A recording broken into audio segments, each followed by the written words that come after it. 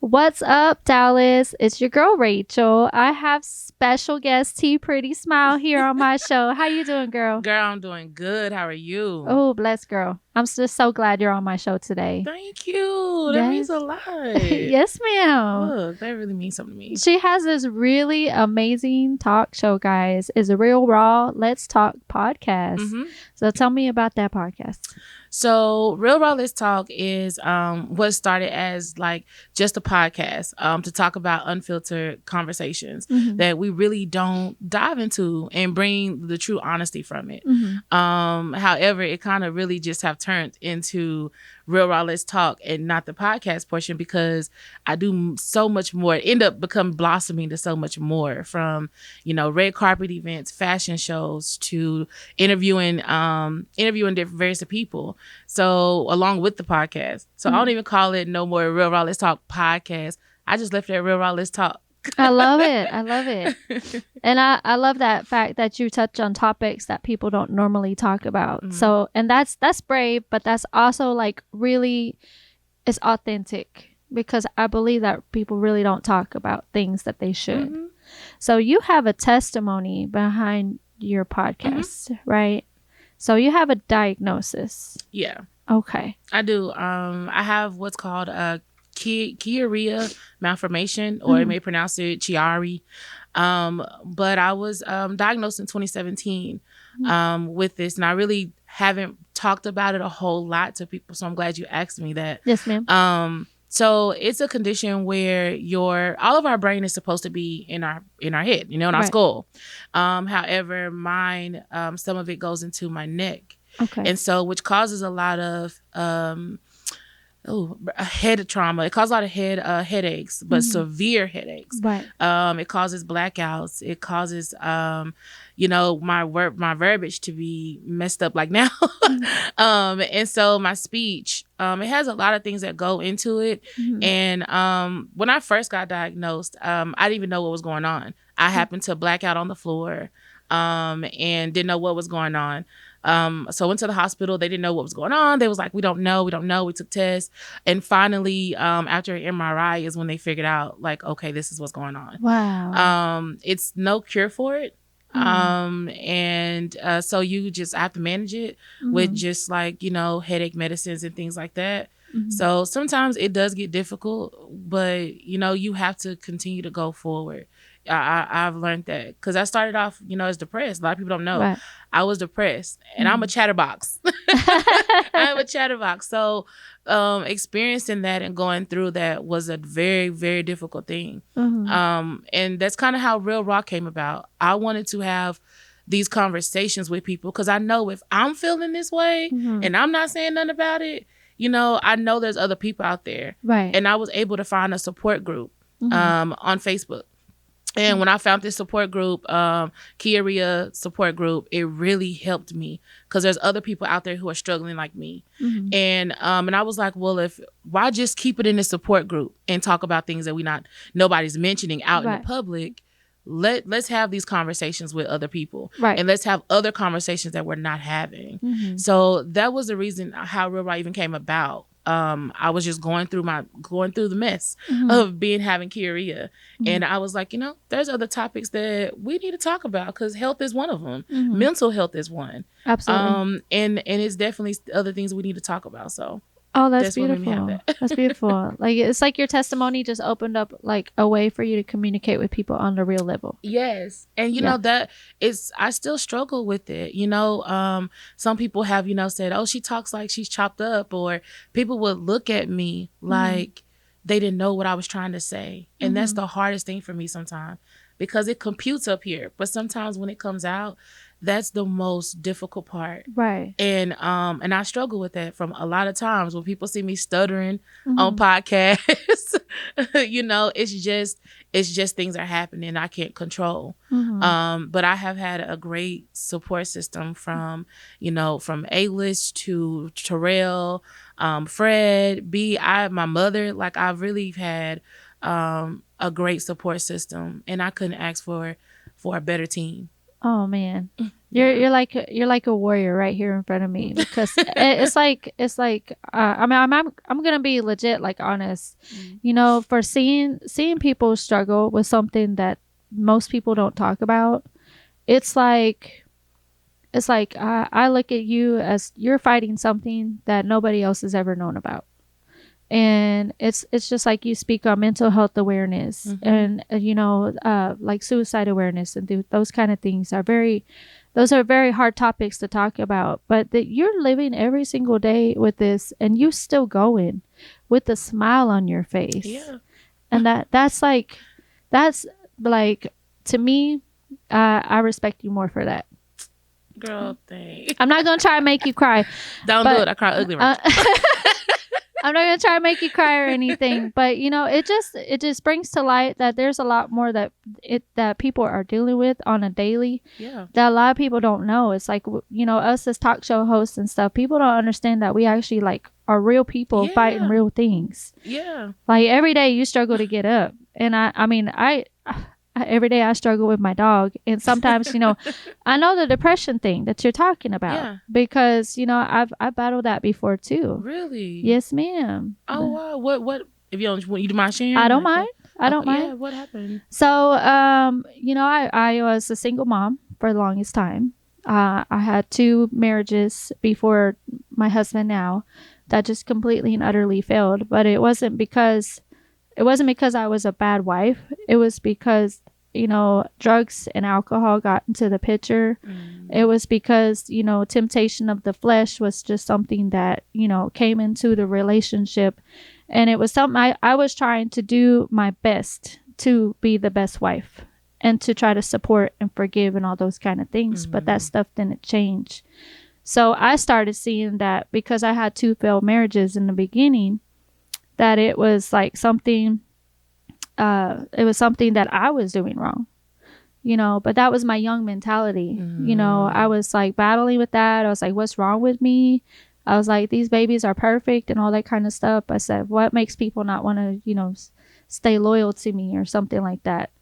So then I did the whole single mom for the longest time. Like I was in a relationship, but I was still taking care of them by myself, because those guys were just MIA, or they just didn't come home, or, you know, drugs or alcohol just occupied their mind and stuff. So yeah, for a long time I was battling that. And then my husband now, oh God bless him, I love him. I know he's probably going to watch this podcast, but you know, he showed me that even those purposes of what God has for us, he'll bring you somebody who's really going to show you what God can do in your life. Speak that, right? I am. That's real. And that's real. That's so real. And now your husband got the prize, honey. But I was, before I met him, it's so crazy.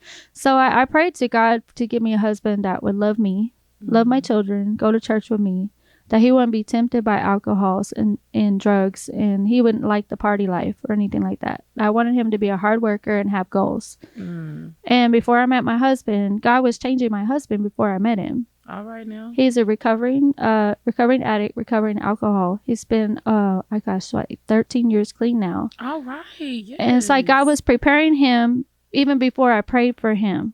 So I met my husband when I was 32. Okay. So it was just so funny. We met in the gym, and my oldest son was just like, he's like, Mom, you really need to meet this guy. I told him your food is really good. And he was all sneaky and stuff. He's like, I forgot my phone at home. Can you get his number so I can see when we could go work out? He went to work out 2 days. That was it. And then after that, my husband was my friend and my trainer. He became my best friend. He became the only person to ever go to church with me. And I already knew that was it for me. That's it. That was it. I was like, and he's not tempted by all the other stuff. He's like, I got this. It ain't nothing like a God-fearing man. I know. And, I mean, that's powerful. And I mean, I commend you, girls, like just to keep going forward. And it's things like that. Like, we don't talk more about, you know, like depression and, you know, being a single mom. I'm a single mom, so I understand, you know, so I'm here for it. Yes. Thank you. And I still have those traumas, the trauma of depression and stuff, of not feeling good enough. Like there'll be one of those things. It's kind of like my husband's like, oh, I don't want to eat that or something like that. And it'll trigger something in my brain that makes me think that I wasn't good enough or the food wasn't good enough. And he's like, no, baby, it's okay. It's okay. I'm going to eat it and stuff. But he recognizes those trauma triggers. Yeah. And people don't, you know, that's a real thing. Trauma triggers, like being kind of, and we have to kind of live it at the same background. And I came from like domestic violence, things like that as well. And so being in a relationship with someone who was an addict, I have, like I said, a trigger myself. Like when you come to my house, it's automatic. Take your shoes off. Like, and it's not because of the clean carpet, because I have wood floors. So what it is I have a fear that someone's going to leave. Oh. Because I'm familiar with neglect. So it's automatically coming. Okay, yeah. So if someone comes in, I'm dating or something, and they have the shoes on, I'm like, go ahead and take your shoes off. Like stay a while. Stay a while. Go ahead and chill, relax, you know. But that's realness, you know. And sometimes I think people are trying to always filter this perfectness, you know, with all the different filters. Take them filters off and be you. Because I true test there's someone else in the same shoes as you, if not worse. Absolutely. And that's very understandable. Yeah. I mean, for all of y'all, we're definitely advocates for mental health awareness. In case y'all didn't know that kind of stuff, but we're gonna speak on things that really matter, and I love that. I love that about your platform. Thank you. So on your platform, Real Raw, Let's Talk. What has been the most impactful guest you had on your show, or who? Ooh. Ray's trying to get me in trouble over here. No, I would I really can't pinpoint anyone, because I definitely make it them custom. I customize them when they come, as far as like even from the gifts they get when they come on the show, even to the topics I have. People always, you know, don't know that I don't tell topics before they come on. So these topics are thought about between me, maybe me and Fred, or me and, you know, Ayla's, like we'll talk. And I'm like, someone hit me. All right, boom, I got it. We're going to do this. And it's because I cater to who I have on the show. A lot of people think like, oh, you just bring, you know, anybody. No, it's a technique that I have. Because since they're not knowing the topic, I really like to make sure like, okay, well, I'm not going to talk about this because this may trigger them. Right. I know I'll go and read their profile, you know, things about them. Oh, I don't want to touch on that. That's a little sensitive. So I definitely cater my topics to the people I have on the show. So I can't say just anybody. I mean, it was a joy having from Skrill, Swerveway, No Flukes, Tarilla K, even some of my friends I've had to when I started in the beginning. I had a lot of my friends on there, Jasmine, DeMarcus. I mean, so many people that have really paved the way for me to continue going. Right. So everybody, and that's true testament to me. I love each and every guest I have on. They really play a part in my life some way, from the things they say, things we share. You know, I love everybody. So I can't really pinpoint just one person. Much love. She just loves everybody. You'll all impact her in different ways. Yeah, I mean, I just love having everybody on. So we're gonna get Rachel on soon, y'all. All right now. All right, I'm ready. I'm so ready. Yes. My other question for you is, has there been a moment like during your podcast where you just were struggling at all? Yes. Really, I wouldn't say the podcast more so, but I've done some networking opportunities, and I feel like I'm incompetent. Because, and I know a lot of people can resemble this, walking into a room where it's 6-figure people, and you come in with someone like myself, I automatically think myself as less than. And let's keep it real with everybody. Like, we've had the moments where we felt intimidated. And so, and I'm glad I have the support team that I have, because with me having this condition, sometimes I take that and I'm like, man, they're going to look at me crazy when I start talking, because I'm going to be like I'm going to be messing up my words. They're going to look at me crazy. So I've definitely experienced a lot of those tough moments. And my team be in the back of me like, look, they're here for you. Like, you know what you bring to the table. So just know that you're over and qualified to be in this room. They want you in this room. And they put that cushion behind me to keep going forward. So it is hard where, I've had moments recently where it's like, man, I'm not feeling great, or I don't feel like me, or they're gonna look crazy. And I had to really put in my mind frame that, you're real and you raw. Serve them who you are. Yeah. And I had to remember that, hey, other people are struggling. And that's what keeps me going as well, because I want other people with any condition, mental, whether it's physical, no matter what it is you're going through, push forward through that. Right. Because a lot of times that stops us from doing what we want to do. And I never had the vision of where I'm at today, 3 years ago, 2 years ago, 6 months ago. So I'm so fortunate to have a team that lets me and push me forward, because I need that some days. Absolutely. Like you said, some days we have our days. We do. So I definitely am happy for that, but it's a struggle some days. It is. Absolutely. I support you in everything that you're doing, girl. Thank you. You too. Back at you, girl. Do you have any questions for me? Yes. What are some things that keep you going? But that's besides your husband, because I know that's a factor. Yeah. It's nothing like having a good support system like a husband. So what also keeps you going forward in those times? Well, I think my biggest motivator personally behind, with the exception of my husband, is I always knew what it was like to be rejected. I always knew what it was like to be the black sheep of the crowd. I didn't have a lot of friends in high school. I was bullied a lot. And y'all, that's being real. Keep it real around. Come on, right? I was bullied a lot in school. I grew up in a really low income family when we were growing up, and it's like no matter what I went through in my family and with my going to school and stuff, I knew that I was supposed to be doing something better, like to give back to people, or to be understanding about everybody's situations, because it's like I know what you're going through because I've been there. Like, I've been the black sheep. I've been rejected. I've been, at a point in school where I was the only girl who didn't have friends. Like, it was really, that was so, y'all, it's so real to me. It was like that from elementary age until I graduated high school. Really? The school district that I went to when they found I was pregnant told me I needed to go somewhere else because I was a bad stigma on the women. Girl, no. I didn't leave. I graduated.